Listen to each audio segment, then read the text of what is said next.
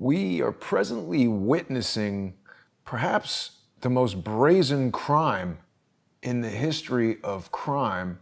And Mike, people who are watching More Pain know you are an authority on schemes. How are you tonight, Mike? Hey man, how you doing? What's going on? I'm well. How does this scheme rank in the...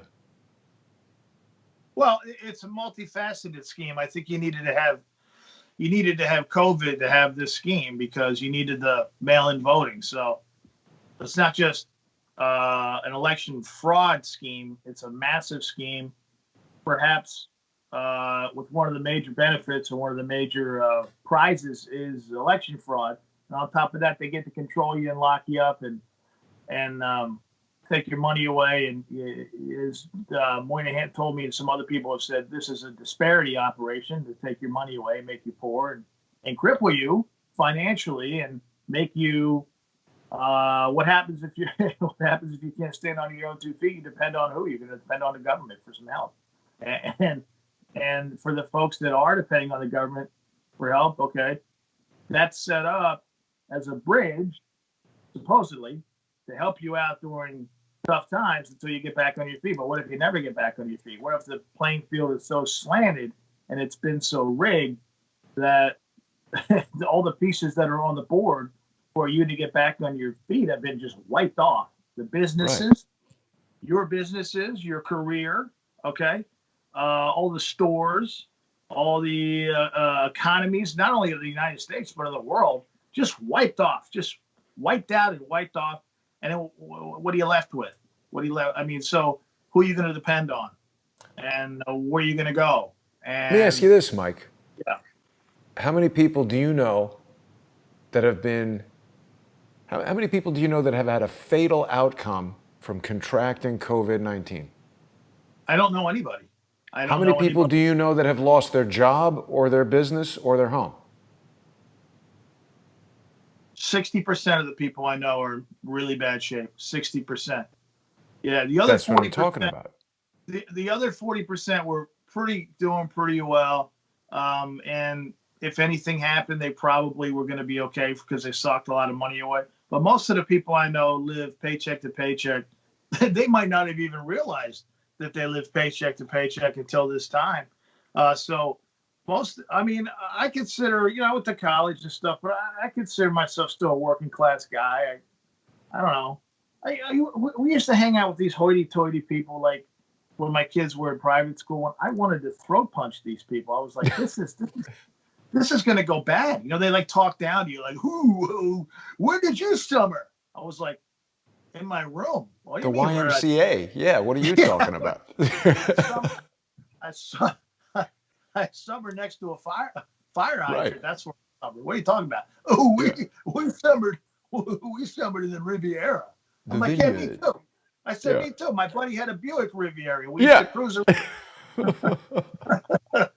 But wait a second. Back to the Joe Biden fraud that's currently underway, because everybody is being gaslit to an extent that is like kind of unfathomable. Now, most of the people watching are aware, Mike, that you and I are doing a sponsor exclusive show. People can see it on subscribestar.com/truepundit, patreon.com/truepundit, and Subscribestar and Patreon/crowdsourcethetruth. Last week, the election wasn't even over. I think the polls were closing as we went live.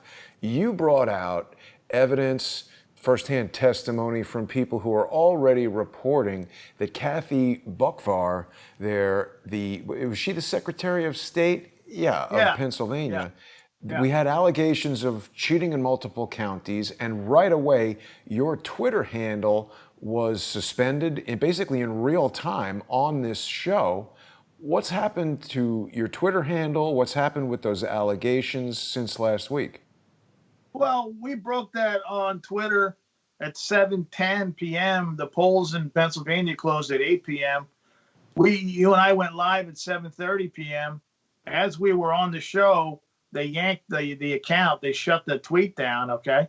So, and then they, limit access to your account. I don't care about that. But they said they limited it because it was misleading and false information regarding the election. And so we filed an appeal with them, and we showed them. I said to you last Tuesday that they're going to file a lawsuit against this woman. Right. The top officials in the state are going to file a lawsuit against this woman, and they're going to call for her resignation, all in a matter of hours. Now, that happened at like midnight and 1 a.m. We were off the air for hours. And so it wasn't false and misleading. It's just the first guy out of the gate. It's called a scoop. But Twitter limits it, calls it false and misleading. The incredible thing is, bro, 4:30 in the morning, we're still working because it's election night and it's dragging on, and I had podcasts to do. So I put a podcast together, explained everything, broke everything down. We had gotten internal memos by that time and all kinds of stuff. So Twitter, when you file an appeal, they give you 250 characters to file an appeal. Ridiculous. It's like, so I pasted a couple of links and I said, how is it false and misleading when all this news came out? One, Republicans filed a lawsuit against this bird brain. Two, top Republicans in the state, majority leader in the state, and the president pro tempore in the state called for her resignation at midnight. Three, Fox is reporting it at midnight. Four, AP reported the lawsuit at 9:10 p.m. on the election. So I just gave them the links. I said, you guys are off on this. You're very cordial, I didn't say, hey, you pieces of shit. I had to come out there with a flamethrower. I didn't say anything like that. But I reserve the right in the future to use such harsh language. But right. And then they wait. These guys are really skillful. We'll get back to you. This is 4:30 in the morning on going into Wednesday morning. Saturday they get back to me. Yeah, you still violated everything. I'm sorry. So you have Ridiculous. to delete it. And I'm like, you couldn't, if you were a prosecutor, you couldn't lay out a better case to get yourself off a death row. It's like a slam dunk. And they're like, yeah, I know, it's still misleading and false. No, it's not. Now, I didn't say she was doing all this stuff. I said officials say, top officials in the state say that she's doing this. Which and what's they did. come out? Well, and now it's in federal court. Trump filed yesterday in federal court. Guess what's part of his lawsuit? Your article. The same stuff, the documentation. Right. And the president was tweeting about it the next day, about what a disaster Pennsylvania is. So they tell you, oh, you're misleading, you're this. They don't even look at it. It's in the tank. They're in the tank. It's a joke. And it turned into a massive national story. Like I said on here last week, you and I said, this is going to be a big story. This is going to be a national story. I mean, look, it's like anything else, right? If you don't know what a winner is at this point after being in this business for a while, then you're lost. Like, you know a winner as soon as you see it. As soon as somebody calls you, a top guy calls you and gives you that kind of information, you know that story's a winner. It's really interesting. It's like having a rigged horse race. It's like somebody calls you up and says, put all the money on this horse to win. Right. And then it's like, what was that movie with Paul Newman? Which one? Horse racing, Paul Newman? I don't know. The one where they rigged the horse race. The Hustle? I don't know. Hustle? The Sting. Anyway. Oh, the Sting. Yeah, the Sting. It's like the Sting, right? Except you're not the guy getting played. You're the one picking the actual winner. So, and it was a home run. Now, for us, it would have been a massive story. But you know what? We fucked up because I broke my protocol. My protocol for a long time has been we'll put a story out on it and then link to the story. But I was under the gun. It was election night. We were going to do this show. And I said, you know what? I'll just tweet it out. And boom. So they can't hammer you if you post a news story and tweet it out. They have to put a little thing on the bottom saying, this might be incorrect. Our fact checkers, our communist fact checkers said that this probably is incorrect, right? But so I broke protocol because we were busy and I got stung. So I don't even care about Twitter anymore. So we're back up on Twitter, but I haven't tweeted that much and you have to get off these platforms. I know it sounds crazy. People are going to have to get off these platforms. They've turned these places into a communist battlefield. where no matter what you do, you can't win. It's rigged. Well, but let me ask you this, Mike, Yeah. because we've got Joe Biden making all kinds of statements that are false and misleading. He's just given a speech a few hours ago from the office of the president-elect, which first of all doesn't exist, and second of all, he is not. He has not been elected. He is not the president-elect. This thing remains in question, and it's quite strange. If he's so confident in the integrity of the election and his legitimate win, doesn't it seem like somebody would say, you know what? Let's let Donald Trump recount the votes. We're confident that this was all done properly. They're not saying that. They're saying, oh, you're complaining. There's no need to recount. Get over it. Concede. Biden even said it was embarrassing that Donald Trump would not concede. That was offensive to me. I think it's embarrassing that we've got a guy who cheated, who's been bribed by China, receiving money through his crackhead son, who now thinks he can steal the office of the President of the United States. If some people haven't had the unfortunate misadventures during training of figuring out what it's like to be waterboarded, this is what it's like to be waterboarded. You're being waterboarded with this guy by the media who's in the tank, by the fools at Fox. All right. They're waterboarding the fact that this guy is the president down your throat, that he's the president-elect down your throat, that he's the 46th president of the United States down your throat. You're being waterboarded. That's why it feels so uncomfortable. Yes. It feels so unnatural. That's exactly what it is. It's waterboarding. Every time you try to come up for air, you get hit with it again by these guys. It's not reality. It's complete make-believe. The whole thing is complete. And I've said this for the last 2 days. After Fox started saying, we did it on our podcast, the Fox headline was, Biden wins election. And it's like, they went through this whole thing. Donald Trump has finally lost his bid for the presidency, according to the Fox decision desk. It's ridiculous. Fox decision desk is calling the race. I'm like, last time I checked the Fox decision desk, Megyn Kelly was in her lingerie dancing on it with Shep in a Speedo. Okay? Don't tell me about your stupid decision desk, right? We're according to projections. What kind of projections? Who the hell do you people think you are? You couldn't even call Arizona. You couldn't even get that state. So instead, it's like, hey, we screwed up the election by calling Arizona. Fox did when the polls were still open. Hold my beer. Let's call all 50 states. And now, anytime anybody says anything about the fact that the election hasn't been certified for anybody, Fox is like, whoa, let's show some proof of fraud. You don't need proof of fraud.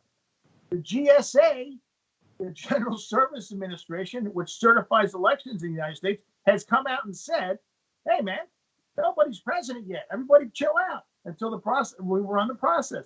And in the year 2000, took Gore 37 days to get to the Supreme Court and get a verdict, right? They give Trump 5 days, like, it's over.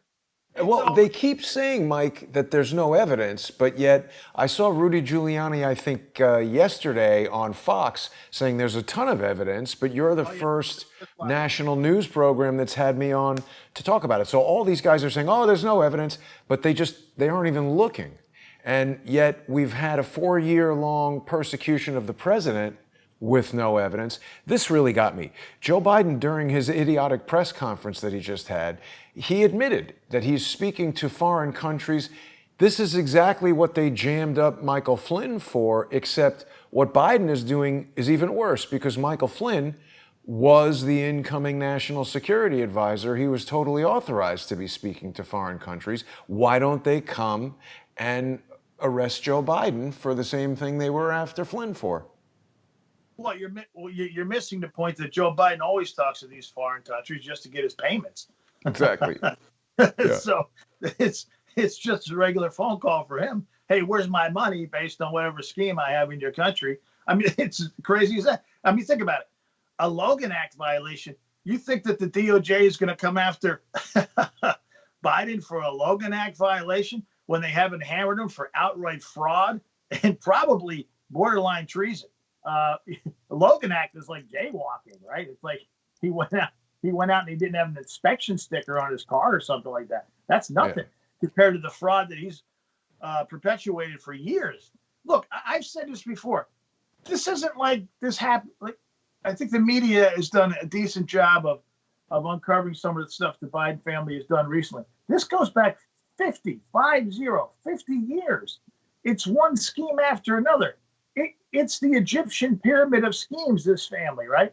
If you add it all up, it starts to get to the amount of what, you're into the billions of schemes, billions of dollars worth of schemes. This is like getting into, cue up Stacy Keach for an episode of American Greed. These guys are unbelievable. And he thinks he's just going to waltz in to the presidency. It doesn't work that way, right? But so they create this office that doesn't even exist. You tell them, the GSA hasn't called the election. Oh, no, we don't care. We don't pay any attention to that. We're moving ahead. Okay, guess what? Remember the first time a little kid jumped behind the wheel of their dad's car when it wasn't moving? They're like, look at me, Dad, I can drive, right? That's what this is like. It's like a little kid who wants to drive the car, but he doesn't have the keys. He doesn't have the license. He doesn't really know what the hell he's doing, okay? For somebody who's been in government this long, if he was noble and this was a true operation, he'd say, hey, man, let's just let it run its course. It's called the Constitution. Did you see Al Gore? Al Gore was informing, an office of the presidents. We would have known it, too. He would have been out there. This is outlandish. Look, I am the president. We need to do something about these big clouds. We need to do something about these clouds. It's hot out here. Is it just me? Now, Mike, I do want to give our viewers a little bit of hope because I think there was a pretty major development this morning. Even CNN, the communist news network, they had to flip back Arizona, Georgia, and North Carolina to being undecided. So it does feel like there was a little bit of movement there. It's sort of undeniable, right? Well, there are big I don't know what these other folks are saying. There are big problems in Wisconsin. There are even bigger problems in Michigan, in Detroit, and a lot of the counties around Michigan. Okay, and Pennsylvania. There are big problems in Georgia. There are big problems in Pennsylvania. Big problems even in Texas, although that's already gone red. But they just had somebody there who was indicted for 134 felony counts of election fraud, and this is the scheme that they're using. They uncovered it in Texas. And it wasn't the feds, by the way. It was the state who uncovered it. You had some chick who worked in a nursing home who registered 60 or 70 old folks to vote and then filled out their absentee ballot. Well, hell, they didn't even know they had voted. That's somewhat against the law. And then some of those people were legally incapacitated, according to the court, to vote at all. So that's also a violation of law. And then, so that's 134 felony counts, okay? That's a lot. Yeah, that's one person, Jason. That's one person working in a nursing home. And I said, when we read this morning, I said, that's the scheme. That's what they're doing all over the country. That I guarantee you. And I guarantee you that's what Giuliani and Trump are going to look at. I think that's only part of it, though, because I saw Rudy Giuliani. I've been watching a lot of news today, and I was watching the Andrew McCabe testimony at the Senate Judiciary. We're going to talk about all of that in just about 10 minutes when we get over to subscribestar.com and patreon.com/TruePundit and Subscribestar and Patreon/Crowdsource the Truth. But real quick, Mike, we've got some people who are watching who are asking, what is gaslighting? Do you want to help people who maybe haven't heard that term before understand what it is? I think gaslighting is just, I never really liked the term from where I come from. I just call it bullshitting or whipping the crowd up with bullshit. You're just lying to people, trying to whip everybody up. And sometimes you do it for an intended response. For instance, maybe you want people to lose their minds and get thrown off of Twitter and these things and that. So you're gaslighting, right? I guess you would mean. But it comes comes from something where somebody was like turning up the gas, and Yeah, then you the wanna throw a wife was flame. like, hey, it's hot in here. And the husband was saying, no, you're crazy. It's the same temperature as always. And she'd turn the gas down and he'd turn it up. And it's trying to make the person think that they're crazy and this falsehood is true. Like Biden setting up this office of the president-elect, making It's a speeches as if terrible. he's won, and just denying that there's any evidence when there is. It's a terrible term because anybody who's been married a long time and their wife has gone through the changes of life know that gaslighting happens to every man who is in that situation. So I don't like the term because it reminds me of the thermostat wars that go on in many homes Right. as the wives start to change, so to speak. God bless them. Like I always say, it's better you guys than me. I wouldn't be able to handle this. I would have opted out a long time ago somehow. But there were a number of important things, I thought, that give us some clues as to what Biden and Harris have planned. They brought out Kamala Harris first, and she made this little mini speech about how the Supreme Court today heard oral arguments about the Affordable Care Act. I felt that that was a low-key attack on the Supreme Court. If they are able to succeed with this greatest crime in history and shoehorn the senile old man into the White House, I think they're going to attack the Supreme Court as Donald Trump's Supreme Court. I think they're going to use that as an excuse to pack the court. They're already gaslighting people into thinking that the Affordable Care Act actually gives you affordable health care. It's just a giant insurance sales plan. There's a lot of stuff going on. I would just tell people, try not to buy into the hype. You know, a lot of people bitched and moaned about fake news for a long time. And then now they're putting stock into it, right? Because they get tricked, they get sucked back in.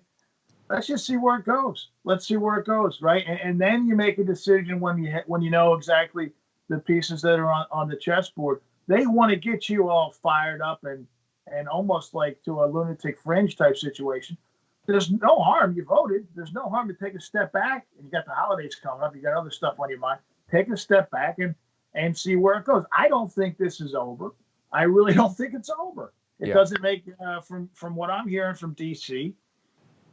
Listen, these guys at the White House, right? When on election night at the party they had, even when they were falling behind in the polls, Trump was like, don't worry about it. We got this. There was no sense of panic whatsoever to everybody that they had there. There was not one sense of panic. Like, whatever happens, we kind of understand what's going on, that there's going to be widespread fraud and cheating. So right. I'm just passing that on from what I've heard from a number of people that were there. There was no like, holy shit, we're in trouble, man. Oh, man, what are we going to do? There was none of that. It's like, have a drink, relax, and we'll gear up for the fight after this. They expected this, right? I mean, have a cream soda, make a sandwich, do something. Do fucking something, Sid. Yeah. but so the point is, you should do the same because we don't have any control over this. There's no reason to get all hepped up at this point. Take a step back. And the funny thing is, if it does go Trump's way, then you're going to see some problems. These guys, they're the ones that are going to snap, not you, right? Yeah, absolutely. Mike, we have just a couple minutes left before we make the transition over to the sponsor exclusive segment. I just want to raise 2 points really quickly. Mike Peterson is with us on YouTube. He's asking, where is Frank Church? That is a very sharp question. Frank Church, of course, led the Church Committee senatorial hearings that exposed Operation Mockingbird, and I think we're seeing that. Operation Mockingbird revealed that the CIA was controlling the mainstream news. I don't think that that's changed. Last night on Unseen Libya, Joanne Moriarty raised the very insightful point that just a casual look at Twitter, the president has almost 89 million Twitter followers. Even if 3/4 of those people follow him to hate him, he still has, more Twitter followers than Joe Biden. When we look at the rallies, thousands of people for Donald Trump, 20 Jeeps that seem to have just rolled off the Chrysler, dealership lot. There's no enthusiasm or excitement for Joe Biden. except on the news, it seems pretty obvious that this is all fake. Well, I mean, let's take a look at it from a fraud perspective. Certified fraud exam, right? When you go to school for that, you got to pass the test. It doesn't pass certain states. It doesn't pass the algorithms you would use to run fraud analysis. There's fucking red flags and flashing sirens all over the place. What's right? that thing, Benford's Law? Yeah, well, there's Benford's Law, okay? There are other things too. It's basic probability. You take a look at all the other, you do an analysis. You can actually have the machine do the analysis. You can use AI. If you used AI, you put all the data from the last 100 years of elections, right? into the machine, and the machine would say, warning, warning, problems. And it really would, because the numbers that are being produced in some of these precincts in the states, they defy basic odds and probability just of people who showed up to vote. It's like, wait a minute. Like, for instance, look, people in my family, we send in absentee ballots, right? Okay. They go online, it says absentee ballots, it doesn't say anything. Like, usually it would say your absentee ballot, you voted by mail-in ballot received. There's nothing. So what happened to the votes? What happened to our votes? They're gone. They don't exist. So if you look on there, you'll see like these people didn't even vote. So what happened to the ballots? What?